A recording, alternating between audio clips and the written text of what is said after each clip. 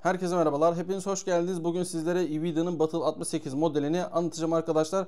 Ben bunu yaklaşık 3-4 haftadır herhalde kullanıyorumdur. Yani bayramdan önce göndermişti bana bunu Ulu Games. O zamandan beri kullanıyorum. Yine sizlere artısıyla, eksisiyle, her şeyle ben bu klavyeyi anlatacağım. Ama ben beğendim. Özetle baştan bunu söyleyeyim. Beğenmediğim bir klavye değil kesinlikle. Ama detaylarını zaten inceleyeceğim. Açıklamalar kısmında bu klavyenin linkini bulabilirsiniz. İsterseniz bunu alüminyum kasa Tank 68 olan modeli de var. Onun da açıklamalarda eğer unutmazsam ekliyorum. Unutmazsam kelimeyi çünkü unutuyorum bazen. Tank 68'in de linkini aşağı bırakıyor olacağım. Onun da kasası alüminyum. Şimdiden sizlere söylemiş olalım. İsterseniz daha fazla laf uzatmadan şu güzel klavyeyi bir inceleyelim. Öncelikle kutusuyla başlamak istiyorum. Bence orta kalitede ama odanızın herhangi bir köşesine koyduğunuz zaman da sırıtacak seviyede değil. Yani rahatlıkla kullanabilirsiniz. Kutu hastaları için bunu söylüyorum. Bir tane kutu içeriğinden keycaps ve switch çıkarıcı çıkıyor. Aynı zamanda hemen şunları da göstermek istiyorum. Arkadaşlar 1 değil 2 değil, hani pazarlayıcılar gibi olduk ama 3 adet şöyle göstereyim. İçinden Rapid Trigger switch çıkıyor. Bence bu gayet iyi olmuş çünkü hani bir tane bozulur, 2 3 hani bulmak bunları zor oluyor ve pahalı oluyor. Yani şunların tanesi belki 30 lira ya da 40 liraya bulabilirsiniz. O yüzden bu da bence değerli. 3 adet de içinden yedek switch çıkıyor ve bunlar da aynı şekilde Rapid Trigger özelliği, yani Hall Effect özellikli switchler olduğunu söylemek istiyorum sizlere. Tasarımından bahsetmem gerekirse arkadaşlar, ana kasa ABS plastikten üretilmiş. Üst plate ise alüminyum olduğu söyleniyor. Fakat çok kaliteli mi? Bence çok kaliteli değil. Bunu şöyle söyleyebilirim. Diğer modellerle kıyasladığım zaman bu şekilde söylüyorum. Çünkü alüminyumdan çok fazla anlamam. Kablolu bu şekilde kullanılıyor. 8000 Hz olarak kullanabilirsiniz. İsterseniz yazılım üzerinden 4, 2 ve 1000 Hz olarak da kullanabiliyorsunuz bu klavyeyi. EBOT olarak da zaten görüyorsunuz %68 olarak geliyor. Yön tuşları burada. Page up, page down tuşları burada. Yani şöyle söyleyeyim. Şöyle %60 değil de %68 yön tuşları, page up, page down'ın olduğu modeli kullanmış oluyorsunuz. Ben bu tarzı şahsen %60'a göre çok daha fazla beğeniyorum. Çünkü videolarda şu kısmı, page up, page down kısmını baya kullanıyorum. Bir de klavyeye baktığınız zaman arkadaşlar, klavye İngilizce dizilime sahip olduğunda baştan sizlere söyleyeyim, Türkçe değil. Buna bayağı bir arkadaşımız takılıyor. Hemen şöyle arka tarafını çevirdiğim zaman ise iki kademeli ayak kısmı olduğunu görebilirsiniz. Ben kullanmıyorum. Yeterli oluyor ama illa kullananlar olacaktır. Bir de burada 4 adet kauçuk taban olduğunu gösterebilirim sizlere. Bir de şöyle kayma durumunu göstereyim.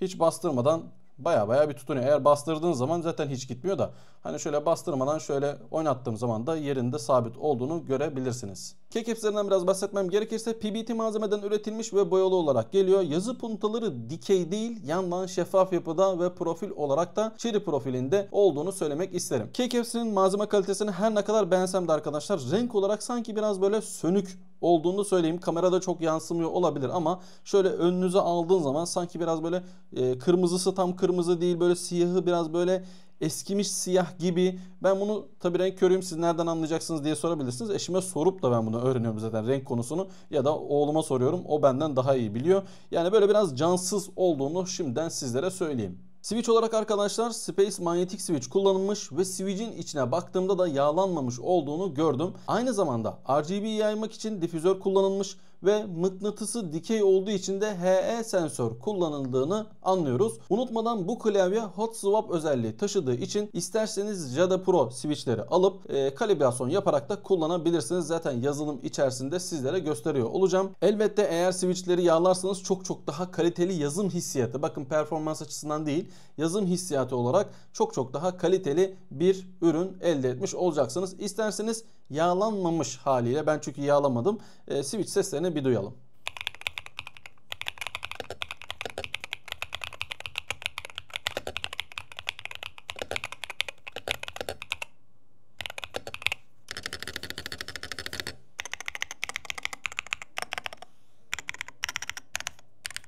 Biraz da RGB kısmından bahsetmek istiyorum sizlere. LED'ler arkadaşlar güney konuma yerleştirilmiş. Kuzeye göre gerçekten keycaps'lerin oturma açısından iyi olduğunu şimdiden sizlere söyleyeyim. Her ne kadar switch'lerde ışığı yaymak için difüzör kullanılmış olsa bile sadece monitör ışığında %100 klavye LED'lerini kullandığım zaman arkadaşlar maalesef bence yetersiz seviyede olduğunu söylemek istiyorum. Altını çiziyorum, bence bazı arkadaşlara göre yeterli olabilir. Ben hatta şöyle dedim en son, sadece bu model için, diğer modeller için de söylüyorum ben bunu.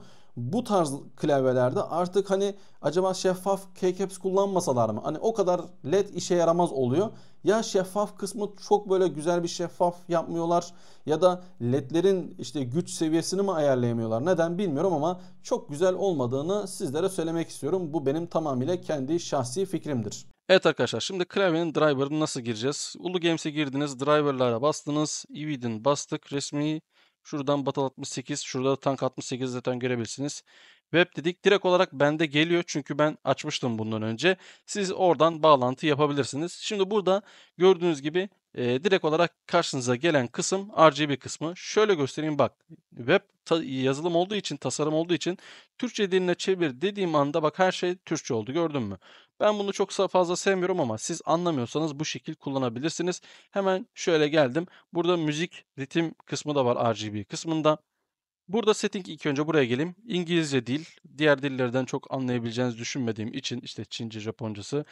Koyu tema, açık tema. Sonrasında help kısmı var. Burası çok çalıştığını zannetmiyorum. Bak Battle 68'den 3 tane, Tank 68'den 3 tane var. Bilmiyorum yani ben çalıştıramadım şahsen. Burada My Profile kısmı var. Burası siz söyleyin kendinize göre profil uydurduğunuz zaman işte switch mesela farklı switch ayarları denediniz ve buraya atayabiliyorsunuz onları. Şimdi bizim için önemli olan kısım bu. Burada şu alanları size okumayı göstereyim arkadaşlar. Şu yukarıda 1.4 var ya, bu genel sizin basım hassasiyetiniz. Yani rapid trigger özelliğiniz. Hemen şu altta 1.42.0.92'yi görüyor musunuz? Bu da rapid trigger özelliği, yani fast trigger özelliğini kullandığınız andan sonraki rapid trigger özelliği. Şöyle 1.42'de başlar, 0.92'de boşlukta ise klavye nasıl diyeyim anaktivite olur. 1.42'de aktivite, 0.92'de anaktivite olur. Bunu şöyle göstermiş olayım. Yani şuraya okumanız gerek. Neden bunu söylüyorum? Bak burada bir girdiniz işte trigger setting'e, aha 1.2 yazıyor. Burada 1.4 var. Burada 1.42 var. Burayı çok güzel tutturamamışlar. Onu söylemek istedim. Şimdi biz tüm switch'lere rapid trigger özelliğini tanıtacağız. Evet. Tıkladım. Bak tıkladığım gibi 1.4 geldi bana burada. Bu ana, yani fast trigger daha işte nerede başlasın nerede bitsin muhabbeti değil. Benim aktivite mesafem nerede olsun? Ben bunu 1.4'te kullanıyorum. Şimdi burada Magdacash ya da Pro'da işte kalibrasyon yapabilirsiniz. King Switch'te yapabilirsiniz. Mirror Switch'te yapabilirsiniz ki bunun kendi switch'i Space Switch, Mirror Switch'te kalibre olabiliyor ki bunu buradan öğrenmiş olduk. Bak şimdi şöyle kapattığım zaman hepsi 1.4'te çalışıyor ve belli bir yüksekliğe çıktığı zaman da bırakıyor. Ama Fast Trigger'e bastığım zaman artık ben burada basım hassasiyetini aynı buradaki gibi ayarlayabilirim. Ben bunu 1.3 yapsam hiçbir faydası olmayacak. Çünkü burada 1.4 minimum. Şimdi bunu ben yine 1.4'e ayarladım. Şöyle bir de bu arada 0.02, aslında 0.01 de bunu yapabilirsiniz ama o ölü bölgeyi saydığı için 0.02. Kimse o sınırlarda kullanmıyor zaten. Şöyle nerede ya bu? 1.4. Ben bunu 1.4 yaptım.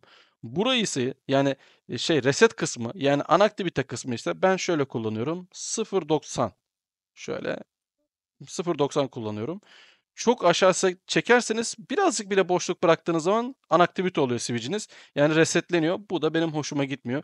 Burası iyice hani dokunmatik moda çeviriyorsunuz. Bu da önermiyorum ben. İşte mesela dead zone, sıfır ölü alan diyorlar ama sıfır ölü alan hiçbir zaman olmuyor. İlla ki oluyor. Bunun hakkında da isterseniz video çekerim. Böyle Türkçe yapabilirsiniz isterseniz burada. Bunu da açmayın arkadaşlar. İşte sürekli 1.4 bastırdım, 0.92 çektim. Arada bile bunu sayıyor ki yani bu kadar hassas zaten basmıyorsunuz. Şurada şunu çevirelim ya. Kalibre. Otomatik kalibre kısmı var. İster yaparsanız ister yapmazsınız. Beta kısmında olduğunu söyleyeyim. Herhangi bir sorun çıkartıyor mu? Bence herhangi bir sorun da çıkartmıyor. Yani gayet güzel çalışıyor. İsterseniz kendiniz de otomatik olarak değil de buradan kendiniz de kalibre yapabiliyorsunuz. Şimdi burası Rapid Trigger özelliğiydi. Okumayı öğrettim. Buradan gelelim atamaya. Bak burada bu klavyede delete tuşu yok. O yüzden ben buraya delete tuşu eklemek istiyorum. Hemen şöyle yapayım. Buradan bakalım delete tuşunu bulabilecek miyim? Şöyle. Evet buldum. Şöyle. Şöyle. Burası delete oldu. Bunu ben delete olarak kullanıyorum çünkü öyle alıştım. Burada direkt bu şekilde atama yapabiliyorsunuz. Siz istediğiniz atamayı da yapabilirsiniz bu arada. Bakın burada bir dünya işte muta özelliği, ses açma kapama istediğinizi yapabilirsiniz. Benim için çok onlar önemli değil ama isterseniz mesela şöyle ses açma kapama da yapabilirsiniz. Ama ben patch up patch down kullanıyorum. Yani sizin bileceğiniz iş. Şimdi advanced case en önemli özellik burası. Swift'te benim bir işim yok. Hatta şöyle Türkçe yapayım görün. Swift tuşla işimiz yok lan. Bunu şimdi Türkçe yapacağım anlamayacağım. Dynamic Key bununla da işimiz yok şahsen. Yani ben hiç kullanmıyorum. İşte 4 aşamadaymış filan zırt pırt. Toggle key işte bir kere biraz basık tuttun. Bunu da kullanmıyoruz. Bizim burada kullandığımız arkadaşlar sokt özelliği. Sokt özelliğinde böyle basıyorsunuz. Mesela ben ne yapmışım? A ve D yapmışım mesela. İkinci tuşu siz de bu şekilde confirm continue diyerek devam ettirebilirsiniz. Şöyle cancel diyelim mi şunlara bakayım. Aynen. Delete diyelim. Hatta size şöyle göstereyim. Sokt özelliğini açtım. A bastım. Bunu geldi. Şöyle bunu da D yaptım. Continue dedim. Continue dedikten sonra last kusura bakmayın. Last input seçeneğini seçiyorsunuz. Bu kısımlarla işiniz yok. Eğer merak ediyorsanız bakabilirsiniz ama bu sefer çok güzel sokt özelliğini kullanamıyorsunuz. Ve 1.4 her zamanki gibi çünkü 1.4'te kullanmıştık. 1.4'ü burada uygulayın. Save dedikten sonra sokt özelliği gelmiş oluyor. Bu özelliklere bakmak istiyorsanız Swift'miş, Dynamic Key'miş, Toggle Key'miş yani bakmak istiyorsanız bakabilirsiniz. Şöyle göstereyim. Türkçe çevirme yaptığınız zaman da daha rahat anlayabilirsiniz ama inanın bunları ben hiç kullanmadım. Büyük ihtimal sizler de kullanmazsınız. Burada makrolama yaptığınız yer. Burada performans bak 8, 4, 2 ve 1 şeklinde. Burada kararlı klavye yapabiliyorsunuz. İşte nasıl diyeyim? Performans kısmını burada optimize ediyor. Yani biraz böyle performanstan yiyor arkadaşlar. Ama daha kararlı hale geliyor ki ben bu şekil kullanmıyorum. Burada işte Windows ve Mac moduna geçittirebiliyorsunuz klavyelerinizi. 32 bit biliyorsunuz artık MCU'larda 32.000 tane şunu şöyle yapayım da 32 bit aslında burası da. 32 bit tarama yapabiliyorsunuz. 1000 yazıyor K'dan dolayı. 32 bit tarama yapabiliyorsunuz. Bunun 128 versiyonları da var. Ama 32 gayet yeterli. Hatta biz genel klavyelerde 16 kullanılıyor. Onu da söylemiş olayım. Sonra buraya geldiği zaman update kısmı var. Ben yanlış hatırlamıyorsam update yaptım bu klavyeyi. Eğer siz de yapmadıysanız siz de buradan update yapabilirsiniz. Şimdi nasıl yapıldığını hatırlamıyorum ama yine kolaydı yani zor bir şey değildi. Buradan da bütün özellikleri delete yapabilirsiniz. Yaparsam bu işte sokt gidiyor, buradaki delete gidiyor. O yüzden yapmayacağım ama yaptım biliyorum. Yazılım kısmı da bu şekildeydi. Anlamadığınız bir şey varsa yorumlar kısmına yazabilirsiniz. Faydalandıysanız beğeni tuşuna basarsanız memnun edersiniz deyip devam edelim.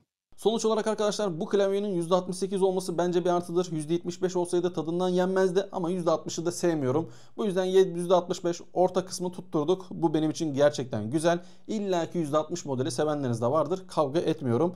Hemen unutmadan söyleyeyim. Şöyle 3 tane switch koymaları diğer klavyelerin diğer markalara bakaraktan ben bunu söylüyorum. 3 tane yedek switch koymaları da bence bir artıdır.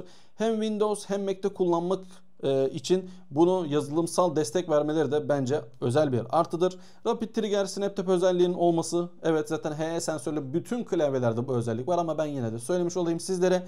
Yazılım olarak sade olması, diğer klavyelerin yazılımında ben çok rahat edemedim ama bu klavyenin yazılımı bana nasıl söyleyeyim size? Belki web olduğu için ama yok sadece ondan değil ya. Web olsun ne olursa olsun bunun yazılımı bana sade geldi arkadaşlar. Kişisel olabilir. Bunu da şimdiden söyleyeyim. Fiyatı da makul. En son olarak da bunu söylemek istiyorum. Bence alınabilir özellikleri bunlar. Eksi olarak şunu söyleyeyim. Direkt RGB söyleyeceğim arkadaşlar. Yani RGB kısmı bence eksik. Diğer modellerde de olduğu gibi. Bunu rahatlıkla söyleyebilirim. Eksi olarak bir de benim düşüncem %75 şunun olsa çok çok daha iyi olurdu ama şikayet etmeyeceğim bu yönden. Bunun haricinde benim bu klavye için eksi söyleyebileceğim şu anlık bir şey yok. İsterseniz KM koduyla biraz indirimli bir şekilde alabilirsiniz. Benim söyleyeceklerim bu kadar. Unuttuğum bir şey varsa lütfen bana yorumlar kısmında hatırlatabilirsiniz. Eğer destek olmak isterseniz abone olabilir ya da beğeni tuşuna basabilirsiniz. Eğer basarsanız gerçekten çok teşekkür ederim. Çünkü yükselemiyoruz. Kusuruma bakmayın. Evet, bugünlük benden bu kadar. Kendinize çok iyi bakın. Hoşça kalın. Görüşmek üzere.